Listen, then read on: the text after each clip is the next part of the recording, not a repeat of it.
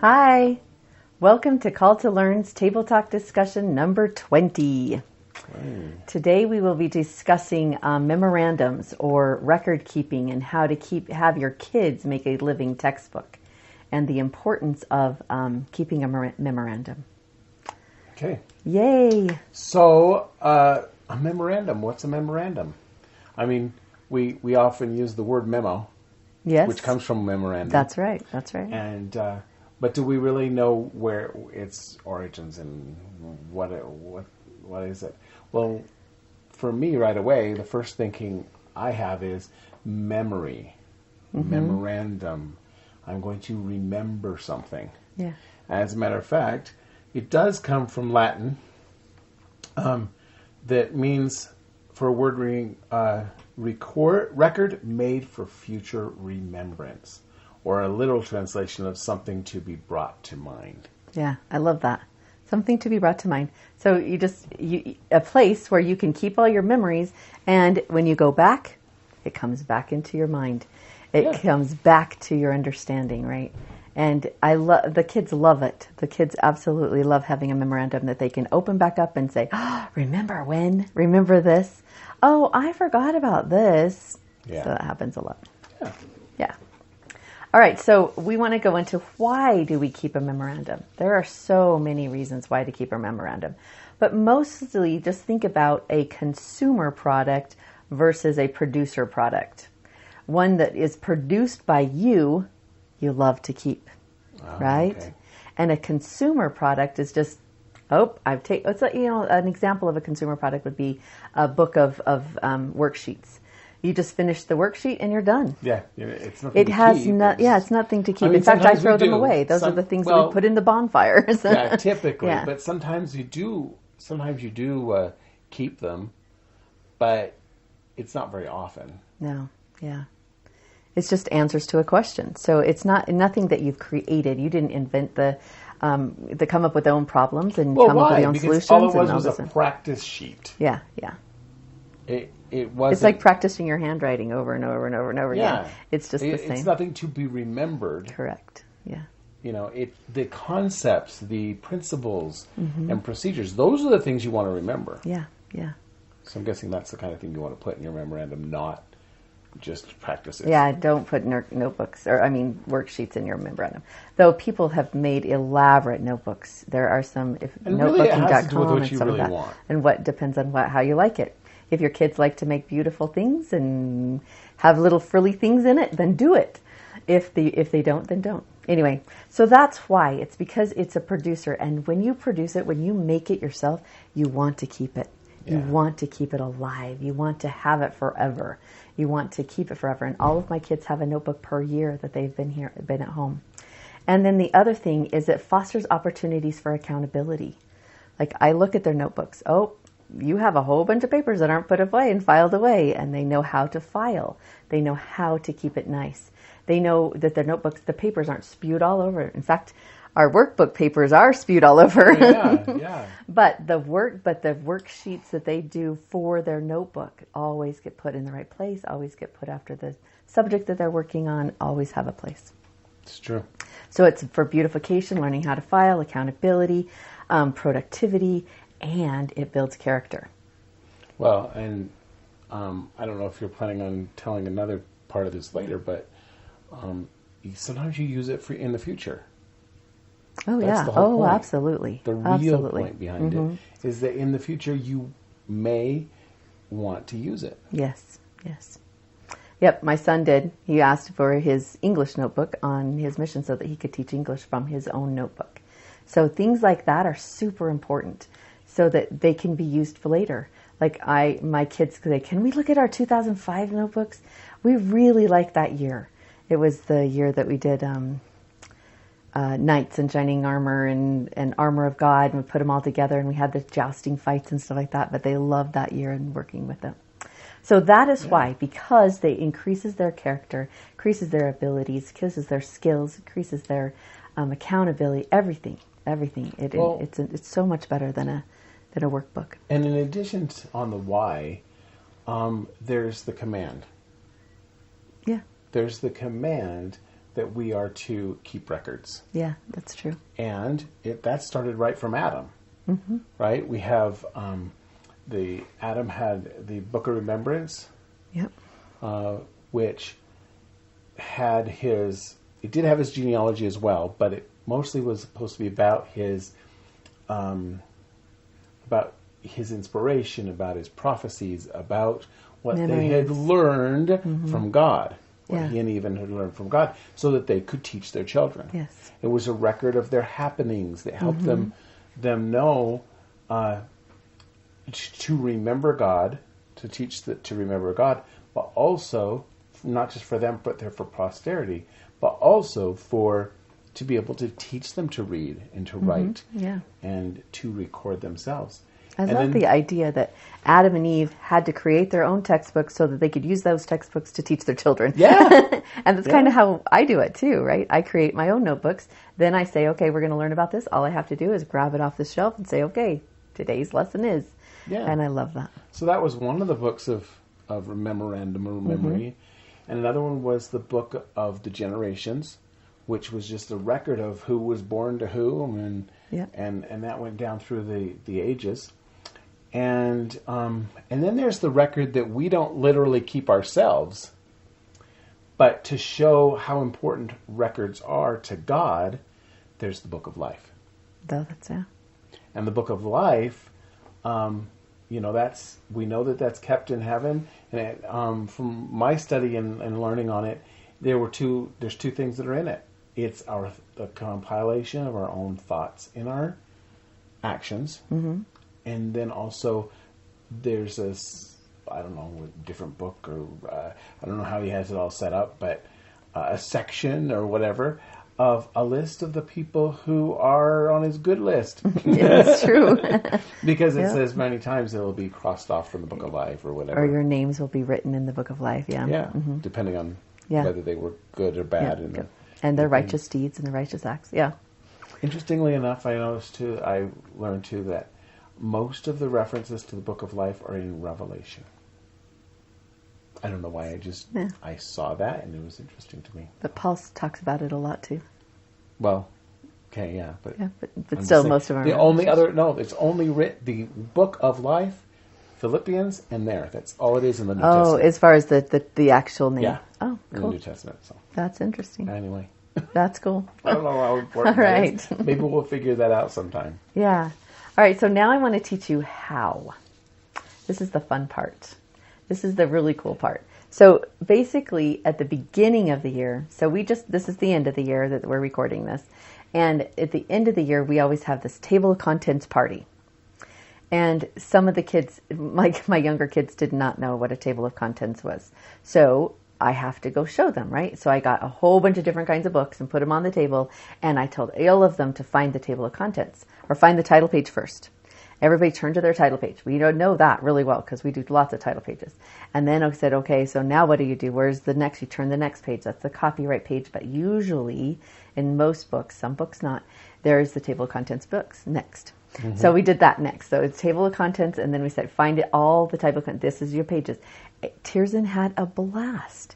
He's like, oh, it's on page 244 is this one. So he turned his page. Oh, sure enough, it has the same words as the front. That's really cool. So he had never even heard of a table of contents before, sadly enough, nor never understood it, I guess. At that age. Yeah, he's only 7. So anyway, so we have a table of contents party at the end. But at the beginning of the year, so let's start at the beginning, right?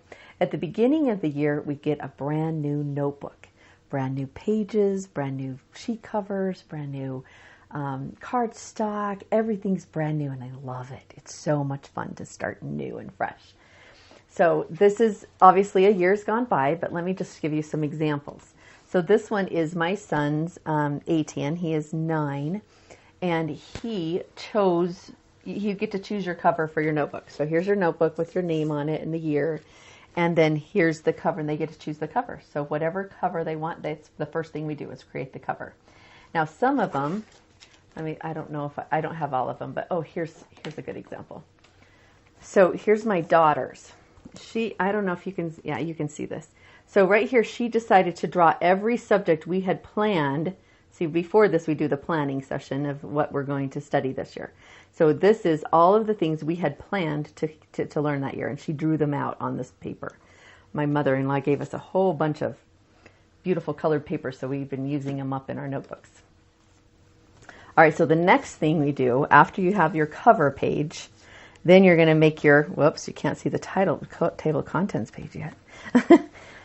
We have a history timeline one, but we also do a title page per subject. So our first one is the poems we're going to memorize, our devotional, family devotional book.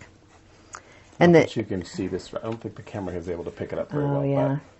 But that's okay. That's okay. We'll just take a picture. It's a family devotional book. But every sheet cover is a different topic. So we've got history, we've got literature, we've got math and music, and well, not math. So math and language are the two subjects we don't have in here. Math and language are the two subjects that we put in composition notebooks. But he did just a simple page. Let's see if I can get... You turn it there, you can see that. There, okay. So I wrote the history for him, and then he drew the picture of what he wanted to have on the history title page. And he didn't have a lot of color. Now, my daughter has a lot of color. My other son has great detail. And he spends hours on his notebooks. So every page, so we'd make a title page for every subject, put it in sheet covers, put them in there. And some of them have tabs behind it, some of them don't, depending on what we're planning on doing. But the family devotional one does have tabs because we have poetry and articles of faith and scriptures that we're memorizing, and we put them in there. All right, so that's how you create a notebook. Okay. See, what else do I need to say about that? Oh, at the beginning, we always have a timeline. And the timeline, we add things, whatever we're adding, I create little teeny tiny pictures, or they can draw them, and then they glue them onto their timeline. And so this is what their timeline looks like. So we worked on the Pilgrims and George Washington just recently. So he doesn't have his pictures glued in yet, but this is what it looks like.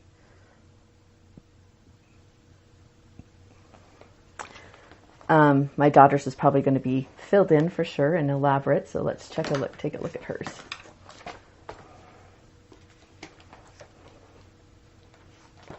Oh, I'm not finding it right now. So these are the timelines. So as we're learning, we draw a picture and put it on our timeline so that we can see the whole picture in just a few pages.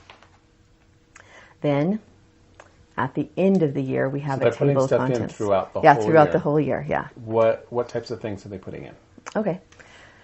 Good question. So from a variety of things. If we're learning history, we have coloring books, pages that we get from Dover, and I do, like we did the Revolutionary War, so I took some pictures from the Boston Tea Party, things like that. So they get to color it while I read. And I'm usually reading a literature book, Johnny Tremain. We just finished Johnny Tremain. And so we're reading, coloring pages, workbook sheets that just lines. It just has lines, and so they write me a report and about what they do. They draw pictures of what they can also do. There is a record keeping of the field trips that we take, the movies that we see, things like that go along with what we're doing. And they also, let's just see what else I'm missing.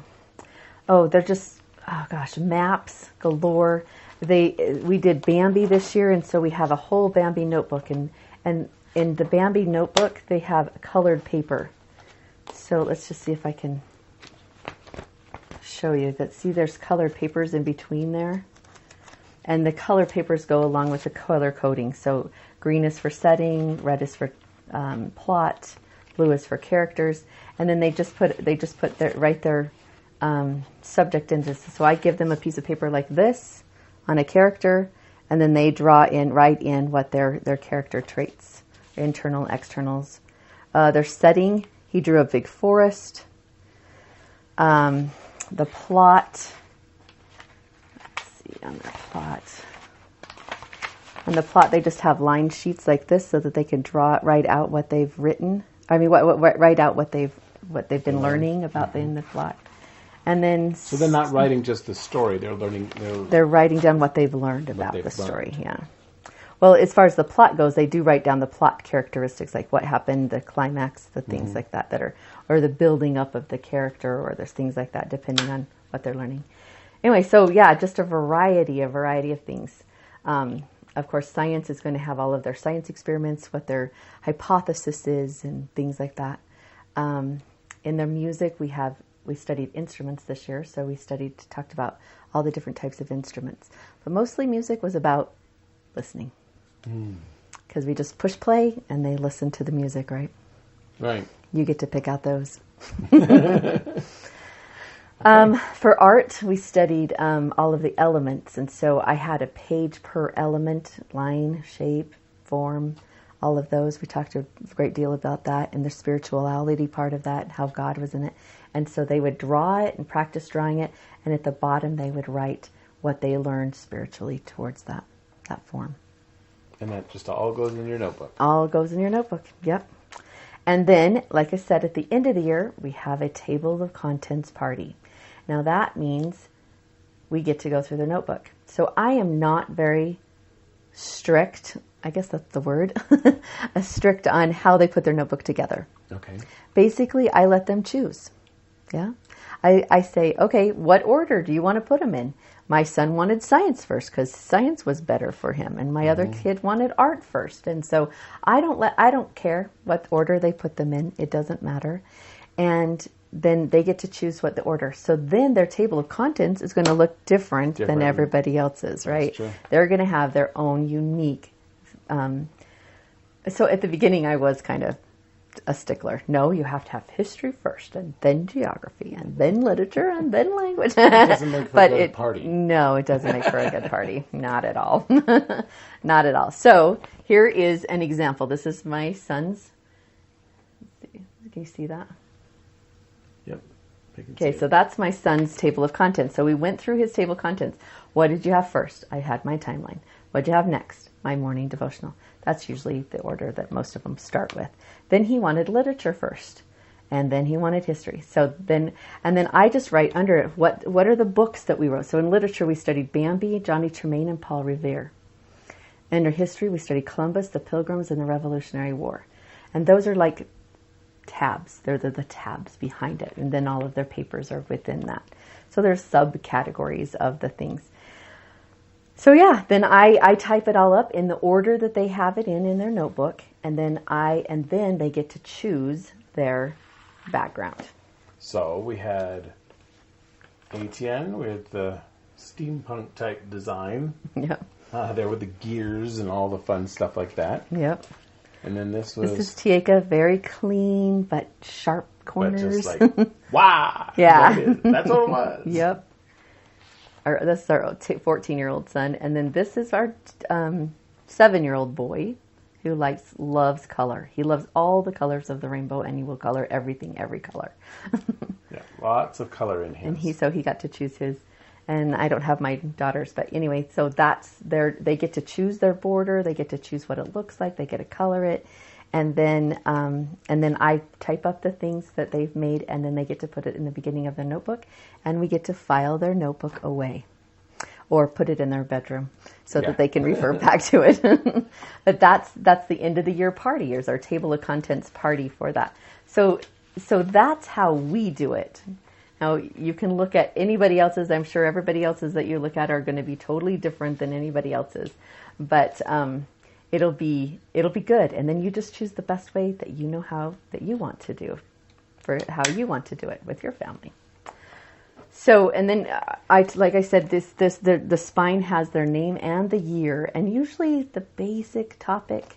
It's not always the same, but around the basic topic, so that they can go back and refer to it if they need to at that time, for that timeline.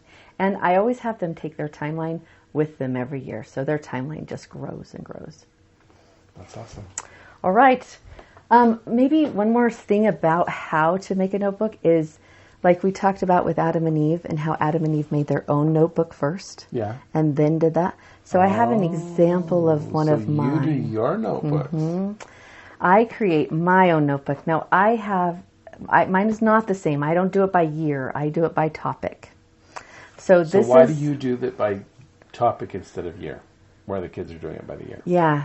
Well, that's a good question. Is because if I did it by year, then I would have to go, okay, what year did we study this? What year did we go that? And then go back to that year and study it. And then it's not living. For me, it's not living. Right? I can go back to, this is an example. This is my Columbus notebook. This is one of the characters or the biographies that we studied this year. So this is a Columbus. I write on the spine. All of them are different. I know that kind of drives people crazy, but I'm not OCD when it comes to looks. I've got a picture on the back as well. So I make my own cover with just this topic. Now you can see that I've got a lot in here. A lot. It's something, I did a major study, 12 years ago on Columbus, added a bunch of stuff. But the reason I love them, it being in 3-ring binders, is because 4 years later, 5 years later, whenever I chose to do Columbus again, I could pick out that notebook, open it up, say, oh, this is great, but it's missing stuff. Like, we didn't learn this, and what about this, and what about that? And sometimes 1 year you don't learn the stuff, and then a few years later you learn something more. Yeah. So or even if I come across an article or something on Columbus, I'm like, oh, that would be so good in my notebook. Well, I just copy, print it off, and I stick it in. Now, I've been transferring everything to OneNote, so it will become digital, but at the moment it's not. Anyway, so it's living. I add to this all the time. In fact, I have several papers right here that I have. Like I have a poem on. I have a poem on Columbus that I haven't filed in my poetry section, but I have a variety of things in my notebook. So little notebooks that I've gotten from off of Amazon and from. Anyway, so in this case, I organized it with childhood backgrounds, influences, character, contributions, biographies, quotations and poetries by Columbus, and resources and activities to do with Columbus. So as soon as we study, all I have to do, pull off this notebook, got my plans, right? Yep. And I love it. So I make my first, use that to teach my children. Yep. And she has, also I think another reason I've heard you say before of not doing it by the year too is you have a lot more too. Oh yeah. And the kids can put and they could take several years probably and put it into one notebook. Mm-hmm. Like the literature section from a couple years together into one notebook. Mm-hmm. But eventually, as they're living, the way you said, as they're living and you're adding to them, then you have to split them up into smaller and smaller pieces. Yeah. And now you have volumes. Mm-hmm. And then you have bookcases full of that's just very few. It's not even your. Yeah. I mean, that's just a couple of them. Yeah. So I want to also add that I did not start out with. I don't know. I counted the last time I counted. I had 48, but I probably have double that now. No, not double. Mm-hmm. Probably 10 more. Anyway, so I started out with one tiny notebook, and I had in it the 8 core subjects in it, and that's it. That's how I started, and I just started adding little pieces of paper till pretty soon I had to split off. Literature and language went in their own notebook, and history and geography went in their own notebook. Science and math went in their own notebook, and then so it grew to 4. So I had 1, and then it went to 4, and it just grew from there. Yeah, and it's continually. Yeah, and now I have. Anytime Tresta is getting ready to create anything, whether it's to talk to teach the kids something, or whether it's a paper she's writing or an article or anything like that, I can be sitting here working at this table, and the next thing I know, she's walking past me and grabbing one of those notebooks and taking it out because she's always referring to it. So it's a perfect example of memorandum. Yeah. Something to be remembered, something to be able to to use continually over and over. Yeah. It's something we really do use every day. And, I remember one time you asked me, he says, how come you keep getting those notebooks? And I said, hello, that's my teaching manuals. Yeah. This is what I use to teach from. And it's not just you. It's like you said at the beginning when we were trying to explain why. Mateo, while he was on his mission, he wrote home and said, hey, will you please send me my, was it English or literature? It was his English notebook. Yeah. English notebook. Yeah. So that he could use that to teach and to teach from and everything. Because he knew there was bits and gems in there for him to be able to use. Well, he wanted to teach the way he had learned. Yeah. And isn't that how we are all the time? I think that's a big principle, is that we don't know how to teach our children except for the way we learned. If we didn't like the way we learned, then we need to learn a new technique. But Teo, in this case, he loved the way he learned English and didn't want to teach it as someone other person's way. He wanted to teach it the way he had learned it. Yeah. Yeah. So it worked out great. Yep. So,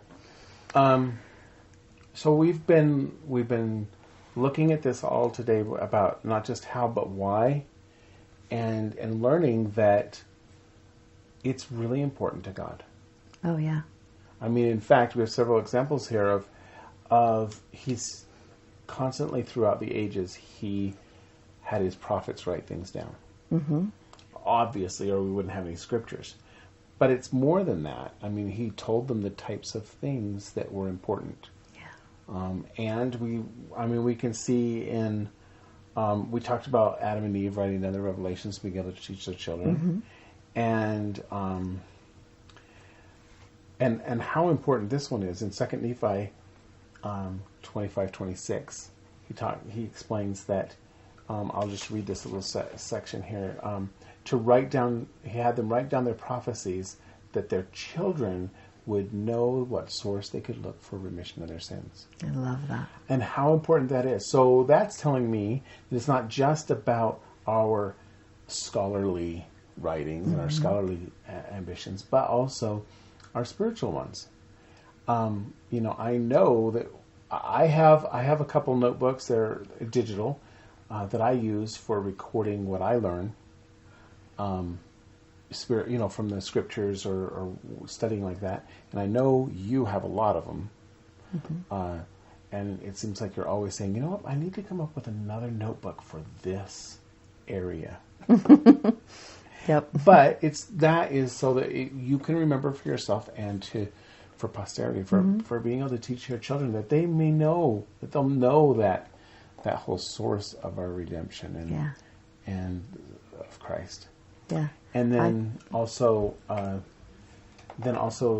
remember, of course, Nephi going back and retrieving the brass plates, and we're taught from King Benjamin that he did that so that his posterity wouldn't suffer in ignorance, that they would have a knowledge. Yep.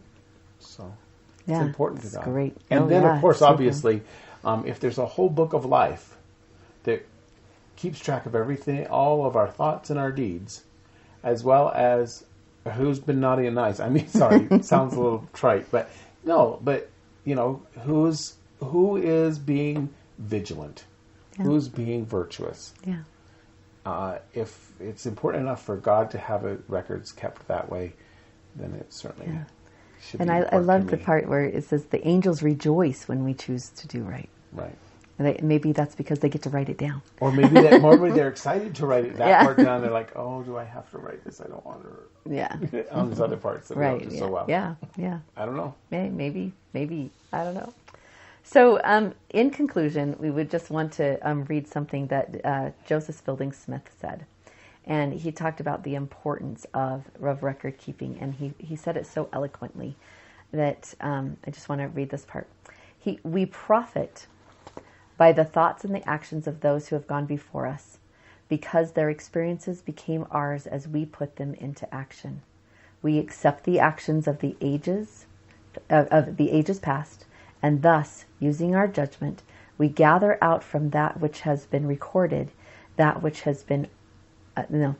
will be a benefit to us, so that we can incorporate it in our lives. I love that last part where he says that we gather out from that which has been recorded only the things that are going to benefit us right now. We don't read a whole book just to finish the book. We read the book to find out what God wants us to learn from that book. And that's super important for us to learn and teach our children too, so that we can incorporate that or put into action that thing that we find. So that is one of the greatest reasons that we do these record keepings and make these memorandums with our children. Okay. So that we can record. Yep. Okay. So coming up, we, of course, next week we'll have another table talk discussion, Yep. continuing our discussion on the patterns of learning. Mm-hmm. And so you should join us because it's fun. Yeah.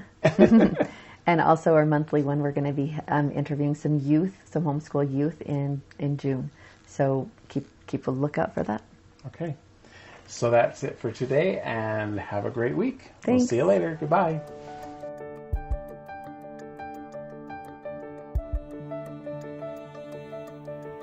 To subscribe to our YouTube channel, click here.